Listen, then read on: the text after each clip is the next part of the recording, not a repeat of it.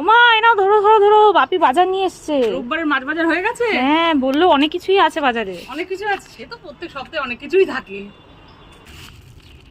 প্রথম প্যাকেট থেকে আমুদি মাছ এনেছে আজকে, অনেকগুলো আমুদি মাছ এনেছে।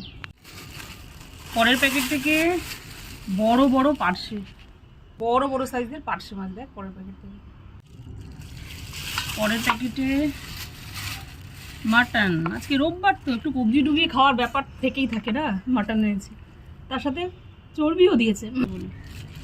লাস্ট প্যাকেট থেকে ওরে বাবা কি বড় বড় সাইজের চিংড়ি, বাহ বিশাল বড়, ভীষণ বড় বড় সাইজের। ওরে বাবা ও কি বড় বড় সাইজের, একদম বিগ সাইজের চাওড়া চিংড়ি। এটাকে চাওড়া চিংড়ি তো বললো।